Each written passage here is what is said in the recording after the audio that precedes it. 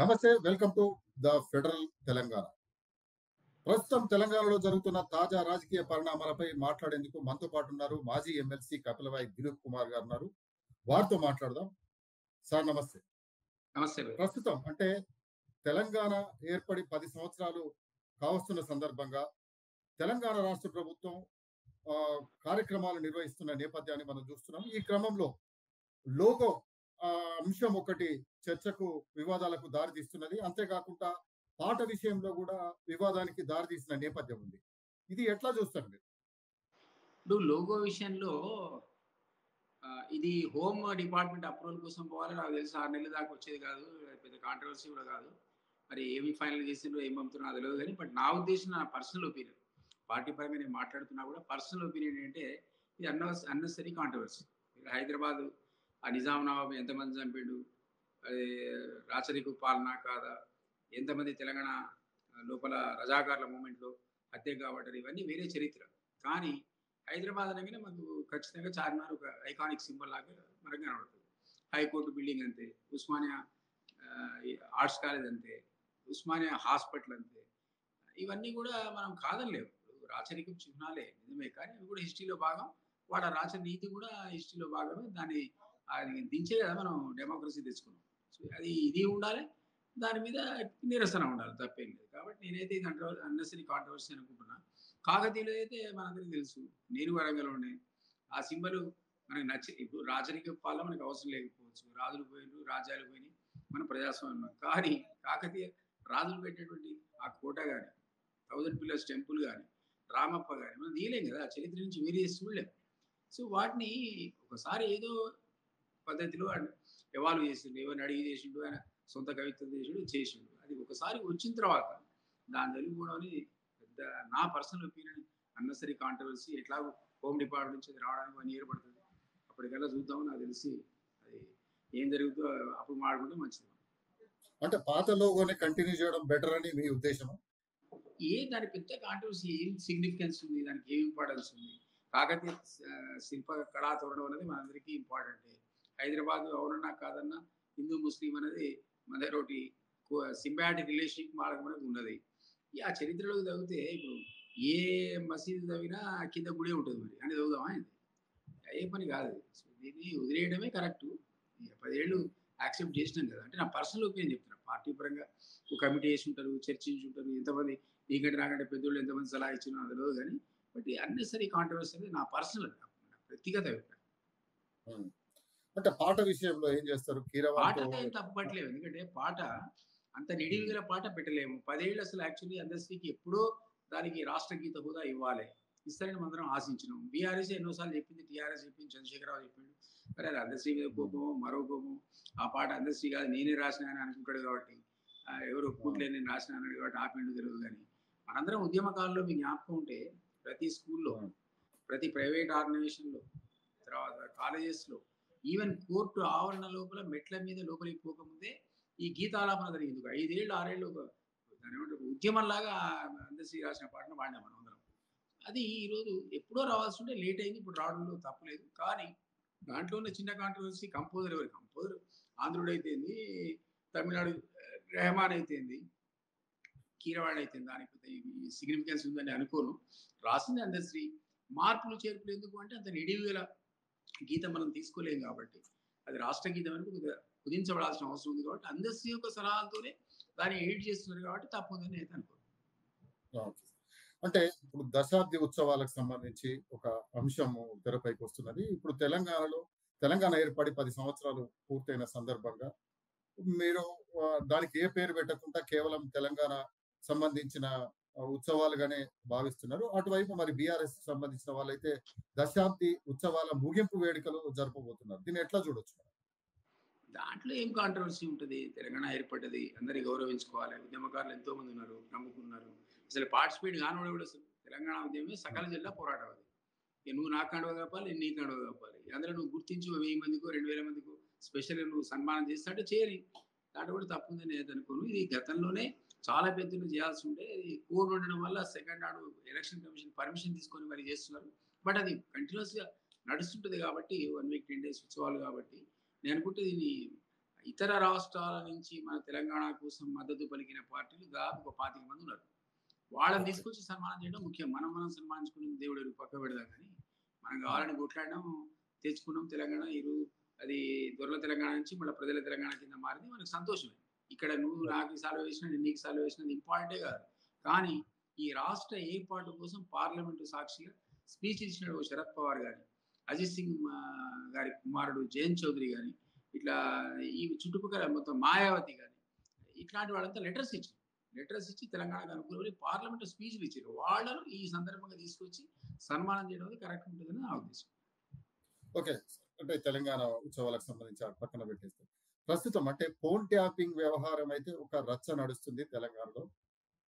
దానికి సంబంధించి నిన్న గాక మొన్న గాంధీ భవన్‌లో నిరంజన్ రెడ్డి ప్రెస్ మీట్ పెట్టి వాళ్ళను బహిష్కరించాలి.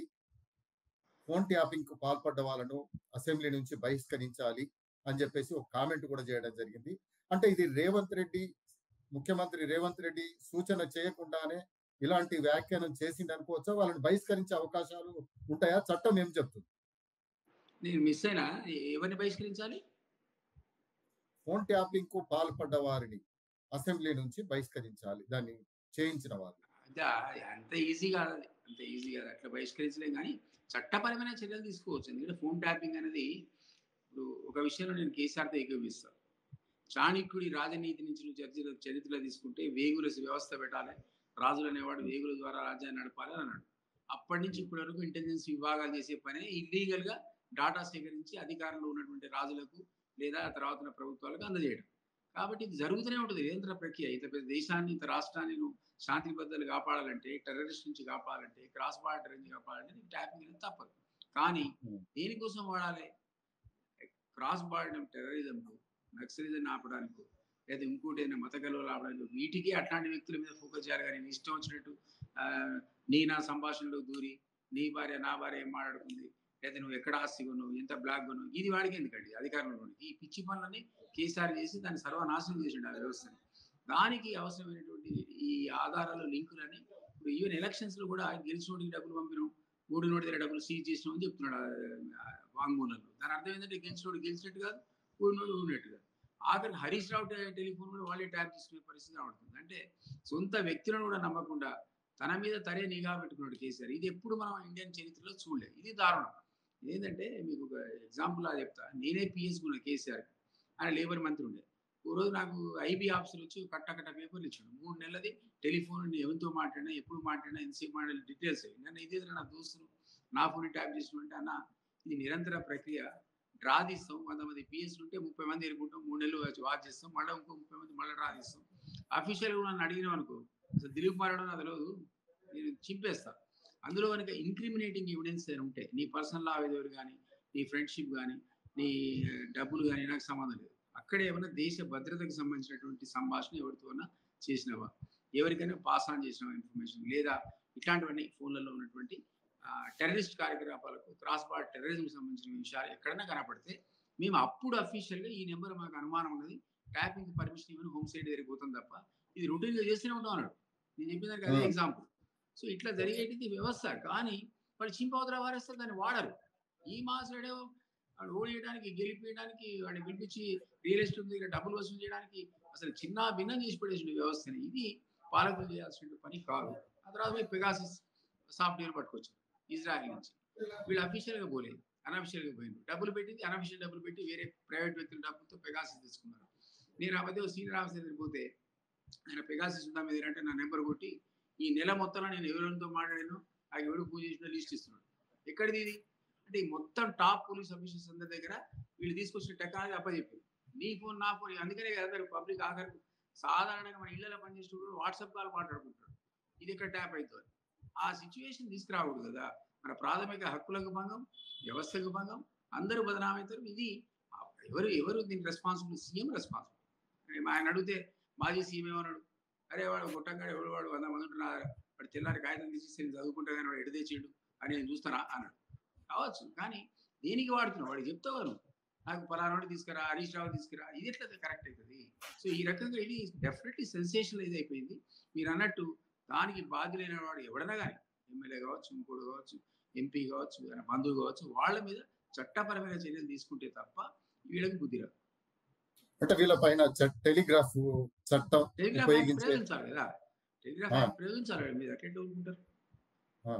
అంటే టెలిగ్రాఫ్ యాక్ట్ ప్రకారం అయితే వాస్తవంగా ప్రజాప్రతినిధిగా ఉంటే అది చెల్లుబాటు కాదు అనేది అట్లేం లేదు. చెబుతున్నారు. మీకు ఆ! ఇంతకుముందు చెప్పిన పద్ధతిలో మీ మీద అనుమానం ఉంటే, మీరు ఆ! అఫీషియల్‌గా అప్లికేషన్ పెట్టుకొని హోమ్ సెక్రటరీ దగ్గర ఇక్కడ గాని, హోమ్ సెక్రటరీ ఢిల్లీ గాని అప్లికేషన్ పెట్టుకోవాలి.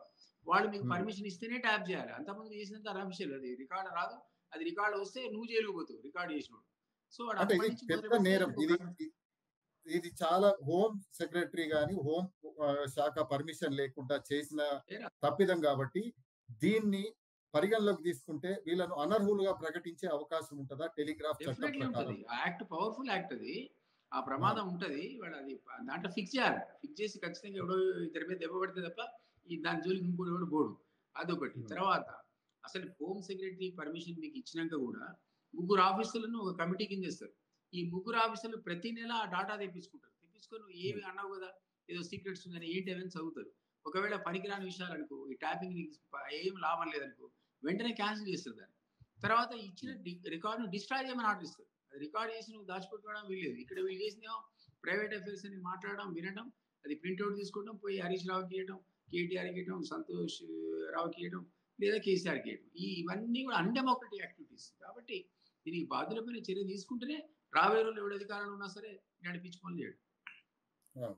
అంటే ఇప్పుడైతే ప్రణీత్ రావు ఇలాంటి వ్యక్తులైతే బయట పెడుతున్నారు. అసలు చీఫ్ ప్రభాకర్ రావు విదేశాల్లో ఉన్నాడు.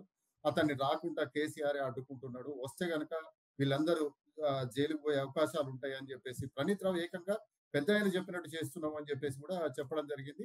డబ్బులు గూడా మేము ఇట్లా ప ఒక 2 హాస్పిటల్ల నుంచి డబ్బులు గూడా మేము పంపించడం జరిగింది అని జెప్పేసి చెప్పడం జరిగింది. ఈ లెక్క హాస్పిటల్ ఆమె ప్రకారం పోలీస్ కంప్లెయింట్ హాస్పిటల్స్ మీద ఇచ్చింది. గూడా చర్యలు తీసుకునే హాస్పిటల్ అవకాశం ఆమె ఉంటదా? పోలీస్ కంప్లెయింట్ కూడా ఇచ్చినట్టుంది వీళ్ళ మీద. నా డబ్బులు ఆ! పట్టుకపోయిర్రని. ఆ! ఇది అంటే తప్పు ఇది. ప్రభాకర్ వస్తే మీరన్నట్టు అసలు విషయాలు, వాస్తవాలు బయటకొస్తాయి. ఏదేమైనా గూడా ఇప్పుడు సీఎం గాని, లేదా హోమ్ సెక్రటరీ గాని, అఫీషియల్‌గా నీకు పర్మిషన్ ఇస్తే అవును కరెక్టే పర్మిషన్ ఇచ్చినావు అంటాడు గానీ, అనఫీషియల్‌గా ఉందనుకో ట్యాపింగ్, మాకు సంబంధం లేదు. ఆయన ఎవరో మాకు తెలవదు అంటాడు. ఎట్లా ప్రూవ్ చేస్తావు? ఆ! అదో పెద్ద పంచాయతీ. హ్మ్. అంటే వీళ్ళ వాంగ్మూలంలో ఒప్పుకున్నారు గదా! ప్రణీత్ రావు అది వీళ్ళందరూ ఎంతవరకు ఒప్పుకున్నారు గాబట్టి పరిగణిస్తారో మరి మనకు తెలవదది. ఆ! వాళ్ళిచ్చేటువంటి కన్ఫెషన్ స్టేట్‌మెంట్ యొక్క వాల్యూ ఎంత? రేపు కోర్ట్‌లో విచారణలో అది ఎంతవరకు నిలబడుతది? వాళ్ళు కోర్టుకు పోతారు. మాకు సంబంధం లేదు. మీ ఏరియా పర్మిషన్ వాళ్ళే చేసుకున్నారంటారు. ఈయనంటాడు లేదు లేదు వాళ్ళు చెప్పినయి చేసినా ఈయనంటాడు. ఎన్నడు తేలాలి కోర్ట్‌లో లేదు. నాకైతే తెలవదు గానీ, బట్ ఏదేమైనా ఇమ్మీడియేట్‌గా అరెస్ట్ చేయడానికైతే పనికొస్తది. అంటే సార్ మరొక అంశం తెరపైకొచ్చింది. కాళేశ్వరం ప్రాజెక్ట్ అసలు మనకు పనికి రాదు అని జెప్పేసి దాని మీద పవర్ పాయింట్ ప్రజెంటేషన్ జేసి, దాని మీద ఒక నివేదిక తయారు జేసి, అదంతా జేసేసి, అసలు కాళేశ్వరం అనేదే పనికిరాదు అని జెప్పేసి, ఇప్పుడు మళ్ళీ రాష్ట్ర ముఖ్యమంత్రి రేవంత్ రెడ్డి మేడిగడ్డ గాని, మిగతా ప్రాంతాలలో రిపేర్‌లకు అవకాశాలు కల్పిస్తూ అనుమతులు జారీ చేసినట్లుగా తెలుస్తున్నది. దీన్ని ఎట్లా జూడొచ్చు మనం? తప్పేముంది ఇప్పుడు 1,00,00,000 పెట్టుబడి పెడితిరి. అవి కుంగిపోయినాయి. డిఫెక్టివ్ డిజైనింగ్ ఉంది. మొన్న కూడా గేట్లు ఎత్తుతుంటే పెద్ద భూకంపంలాగా వచ్చిందట. సో, వాటిని సరి చేయడానికి నిజంగానే అవకాశం ఉండి కొద్దిగా 1000,00,00,000కో, 2,000,00,000 ఆ గుంతలు పూడ్చేసి స్టెబిలైజ్ చేయగలిగితే రేపొద్దున రాబోయే రోజుల్లో పనికొస్తే సంతోషం కదా! లేదా రూ. 1,00,00,000 ఏదో కేసీఆర్ దండగ పెట్టిండని మనం దాన్ని మొత్తానికి మొత్తమే కూలిపోయేదాకా చూసో, లేదా దాన్ని వాడకుండా మూలన పెట్టడం అనేది కరెక్ట్ కాదు కదా! మన డబ్బులు కదా! టాక్స్ పేయర్ మనీ అది. వాడు ఎంత హ్మ్. మోసం చేయని, ఎంత అవినీతి చేయని కట్టిపడేసి మన నెత్తిన పెట్టిపోయిండు కదా! దాన్ని సాధ్యమైతే రక్షించుకోవడమే కరెక్ట్ నా ఉద్దేశం. ఓకే. అంటే అసలా పిల్లర్లే అంటే వీళ్ళందరూ టూర్‌కు వెళ్ళినట్టే వెళ్ళి మొత్తం ఇది పని చేయదని చెప్పిన వాళ్ళు మళ్ళీ ఎందుకు ఆహ్, ఆహ్, హ్మ్. వెనక్కి తీసుకున్నట్టు ఈయనదేముంటది నీ అభిప్రాయం, నా అభిప్రాయం కాళేశ్వరం దండగ గాని ఎక్స్‌పర్ట్స్ ఇంజినీర్స్ పోయి కూర్చొని లేదు లేదు రిపేర్ చేయొచ్చు 1000,00,00,000 2,000,00,000 పెడితే కథ రిపేర్‌లయితే పనికొస్తదన్నప్పుడు వాళ్ళని ఏమనాలి అసలు కేసీఆరే టెక్నికల్ పీపుల్‌ని పట్టించుకోకుండా ఈ పిచ్చి పనులన్నీ చేసిండు. మనమన్నా హ్మ్. ఇనాలి కదా! ఇప్పుడు డ్యామ్ సేఫ్టీ అథారిటీ అంటే చెప్పింది అది ఇనాలే. ఎక్కువ ఖర్చుతోని కూడుకున్నది గదా! ఎత్తిపోతల పథకం కాదని ఇంజినీర్లు తిప్పిపోతల పథకం అని గూడా చెప్పిన సందర్భం ఉంది. అవునవును. నిజమే. నిజమే గాని మరి ఒక్కొక్క అవసరం ఎట్లొస్తుందంటే మొన్ననే జలాలు కూలిపోద్దనుకోని టీఎంసీలు వదిలేసిండ్రు. సముద్రంలో వదిలేస్తే తెల్లారే మనకు క్రైసిస్ వచ్చి నీటి డ్రింకింగ్ వాటర్ కటకటొచ్చింది. అప్పుడు అడ్డగోలు కాంగ్రెస్‌ని.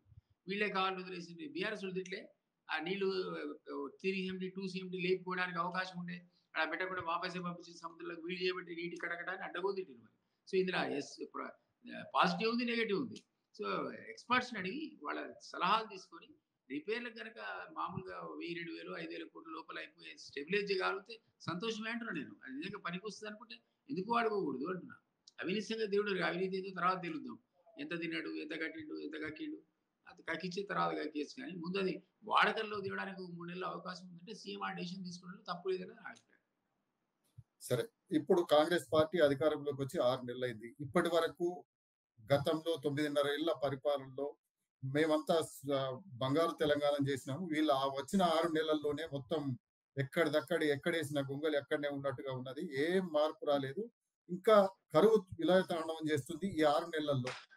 కేసీఆర్ అంటున్నాడు, కేటీఆర్ అంటున్నాడు, హరీష్ రావు అంటున్నాడు. కరువెక్కడిదే వర్షపెట్టి మాన్సూనే ముందొచ్చి మా దగ్గర ఒక్క సీజన్ కూడా పోకపోయా.